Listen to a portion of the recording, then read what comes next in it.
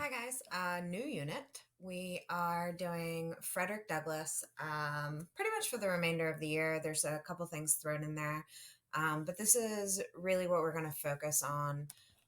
We're going to use his text to then do other things.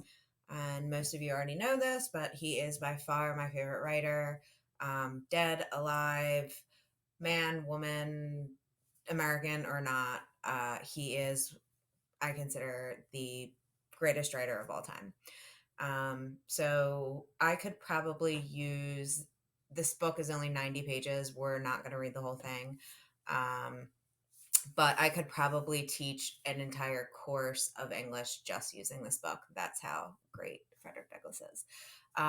So I just want to do a little preview, like I would do in the classroom, um, of an overview of the story. So here we go. So this is Frederick Douglass.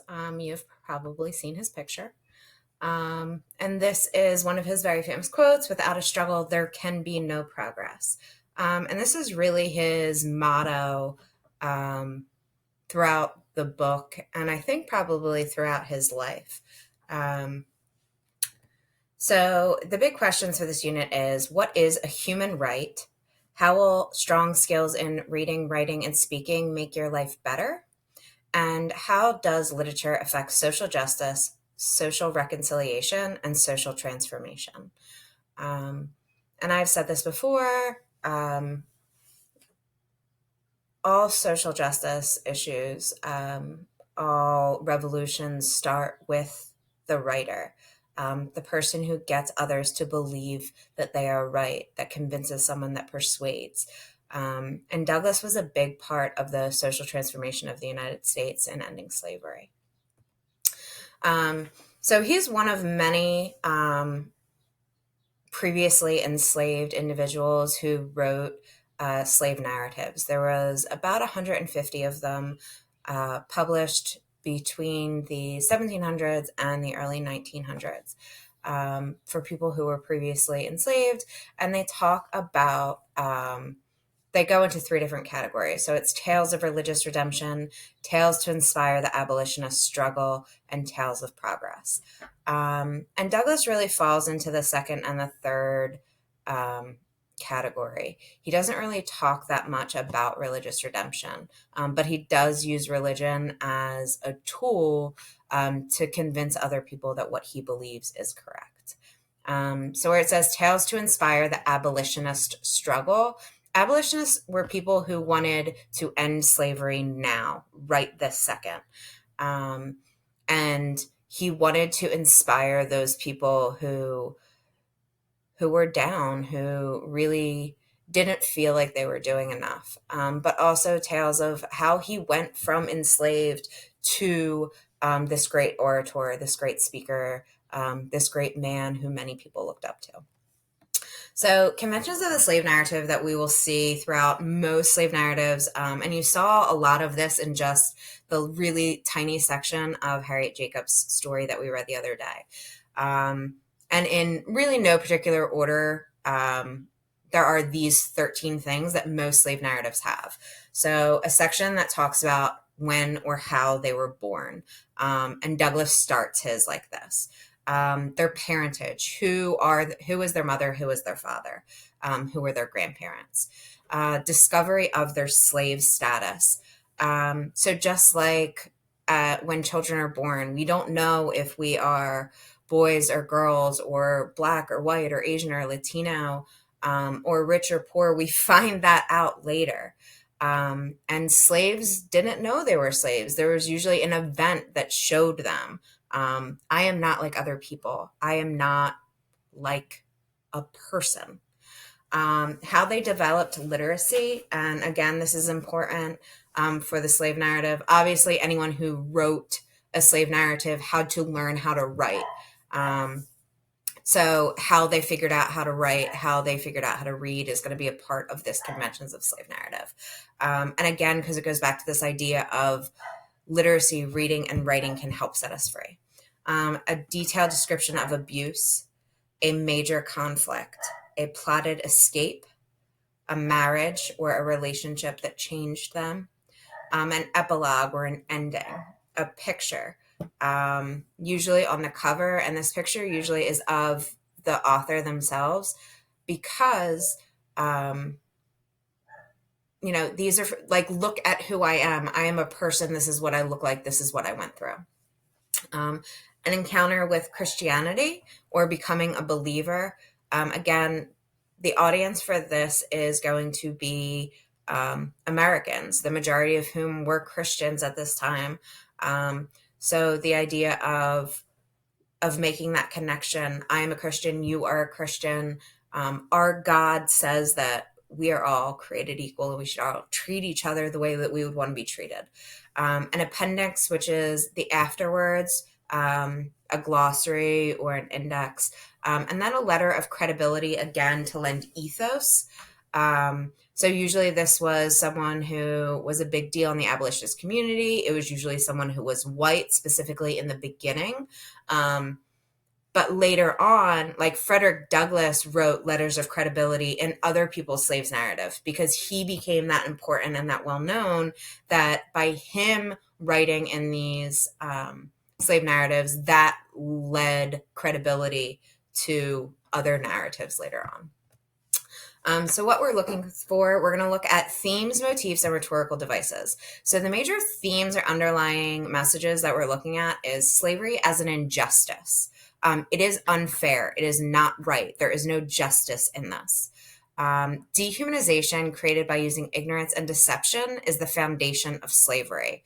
So if we can make these people not human, if we can pretend like they aren't like you and me, then slavery is fine. So by revealing this truth, by revealing that the foundation of slavery is for you all to pretend like we aren't human, by creating this this lie around who we are as people, then slavery can exist. So to then humanize the enslaved kind of breaks down that system of slavery.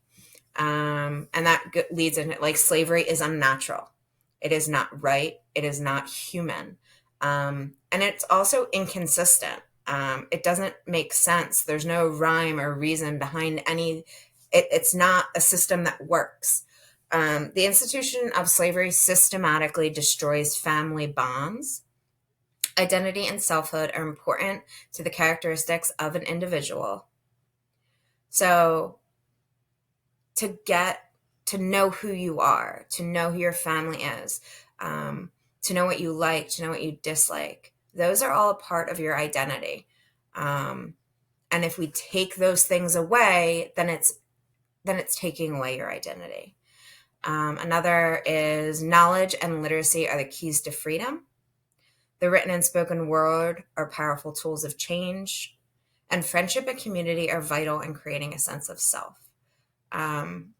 So again, these are the themes that we're going to look for. And as you read chapter 1, you're going to look for these themes and find quotes that go with the themes. Different motifs. Motifs are reoccurring incidents, images, ideas, or subjects within a work. So something that keeps happening. So the brutal and inconsistent punishment practices, the moral depravity among slaveholders. So morals is knowing right and wrong. Depravity is like worse than bad. It's beyond that. It's inconceivable how awful it is. Slave traders and owners as predators, thieves and pirates, slaves as livestock, the myths and misconceptions about slavery, the physical and sexual abuse of female slaves, city life versus rural life, the testing of one's faith, and biblical references and allusions. So you should be able to see all of these throughout basically every chapter that we read. You'll probably notice like 5 or 6 of these in each chapter. And these chapters are only 2 pages long. So he really goes through all of this repeatedly. And then finally, the rhetorical devices that we're going to look at. His appeals to pathos. A lot of the imagery that he uses appeals to that. Appeals to ethos, this idea of credibility, this idea of ethics, morally right, morally wrong, your duty and your responsibility as humans, as Christians. And then appeals to logos, so the logic, the facts, the reasoning. That's my dog. Charged diction. So that's going to be the use of per words. Per words, snarl words, things like that. Metaphor, comparisons without using like or as. Rhetorical questions, questions that are asked, but the answer is obvious, so we don't need one. Euphemisms.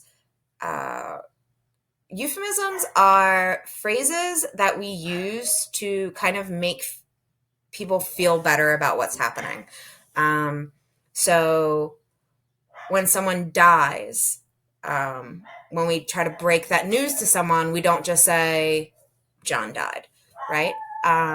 We say, he passed away, or he's in a better place, or he went to heaven. So these are euphemisms. Anytime we take something that's hard to say and we make it easier by changing the words.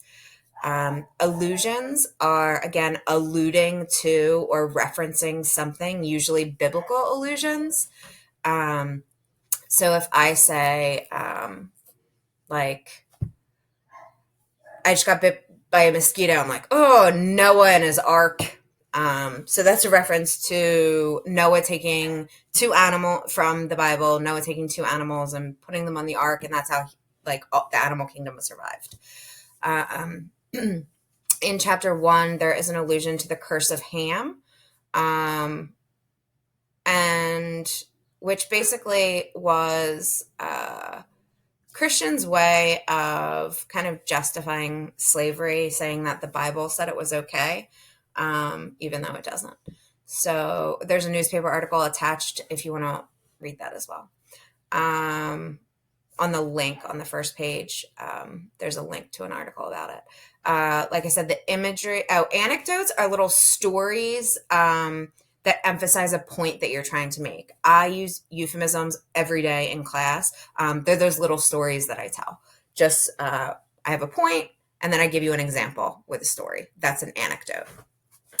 Imagery, anything where you can picture the thing in your mind, you can visualize it.